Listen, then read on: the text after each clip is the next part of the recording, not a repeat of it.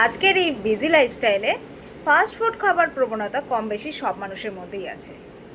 আর যদি বাইরে fast food না খাচ্ছেন, তো বাড়িতেই মশলাদার টক ঝাল বেশ ক্রিস্পি করে খাবার বানিয়ে খাবার প্রবণতা অলমোস্ট সবারই আছে, তা নাহলে মুখেই রোচে না।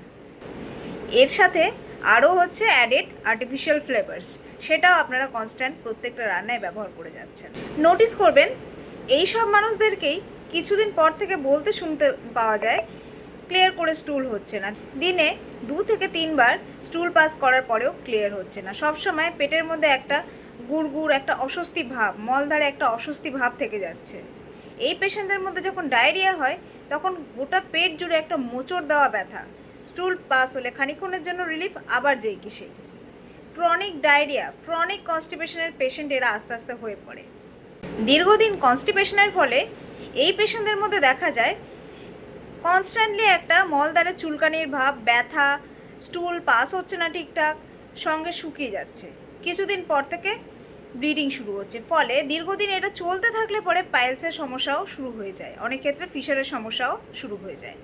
তাছাড়াও কনস্ট্যান্ট একটা গলা জ্বালা ভাব, সঙ্গে সবসময় একটা ব্লোটিং হয়ে যাওয়ার টেন্ডেন্সি, স্পেশালি বিকেল দিকটা খিদে কম থাকা, অল্প একটু খাওয়ার পরে পেট ভর্তি হয়ে যাওয়া, এসবগুলি তো রয়েছে। তাছাড়াও দীর্ঘদিন যারা এই অল্টারনেট ডায়রিয়া আর কনস্টিপেশনে ভোগেন তাদের ক্ষেত্রে খুব সিভিয়ার একটা ডিজিজ যেরকম আইবিডি বা ইরিটেবল বাউল সিনড্রোম কিন্তু দেখা দেয়। আপনারা হয়তো এই সব সমস্যার জন্য প্রচুর ডাক্তার দেখিয়েছেন, বিভিন্ন ডাক্তার চেঞ্জ করছেন, ওষুধ চেঞ্জ করছেন, ডায়েট ইভেন মেনটেন করছেন, কিন্তু এত কিছু মেনটেন্যান্সের পরেও আপনারা আর সেই আগের স্টেটে ফিরে যেতে পারছেন না, যখন আপনারা কোনো ঝামেলা ছাড়া, কোনো চিন্তা ছাড়া ফাস্ট ফুড খেতে পারতেন, স্পাইসি খাবার খেতে পারতেন। যদি আপনি মন থেকে চাইছেন সারতে, তাহলে অ্যাজ আ হোমিওপ্যাথিক ফিজিশিয়ান আমি সাজেস্ট করব ক্লাসিক্যাল হোমিওপ্যাথি ট্রিটমেন্ট কিন্তু আপনার জন্য বেস্ট হবে। কেন, আমার ক্লিনিকে এরকম অনেক পেশেন্ট এসেছিলেন যারা পুরোপুরি হতাশ হয়ে এসেছিলেন, বছরের পর বছর এই রোগ নিয়ে কনস্ট্যান্টলি ভুগে গেছেন। একটা টাইমে তারা হাল ছেড়ে দিয়েছেন যে তারা সেদ্ধ খাবার ছাড়া আর কিন্তু কিছু খেতে পারবে না। ক্লাসিক্যাল হোমিওপ্যাথি ট্রিটমেন্টের পরে আমার সেই পেশেন্টগুলি আজকে পুরোপুরিভাবে সুস্থ, তাদের নর্মাল লাইফস্টাইলে ফেরত যেতে পেরেছে। আর আপনিও যদি আপনার স্বাস্থ্যকে মূল্যবান মনে করেন তাহলে সুবিধা নিতে পারেন, যেটা পুরোপুরিভাবে প্রুভেন এবং সাইড এফেক্ট ফ্রি।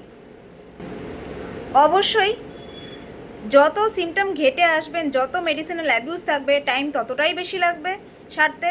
কিন্তু যারা ফ্রেশ কেস, যারা খুব একটা মেডিসিনাল অ্যাবিউজ করেনি, তাদের ক্ষেত্রে খুব চটজলদি রেজাল্ট পাওয়া যায়। এবারে চয়েস আপনার, আপনি আদৌ সুস্থ হতে চান বা কতদিনে সুস্থ হতে চান। ভালো লেগে থাকলে আর আপনি একজন দায়িত্বশীল নাগরিক হিসেবে অবশ্যই ভিডিওটি প্রচুর মাত্রায় শেয়ার করুন আপনার এরকম আরও ফ্রেন্ডস ও রিলেটিভসদেরকে সাহায্য করার জন্য। আজ এখানেই, ভালো থাকুন, সুস্থ থাকুন।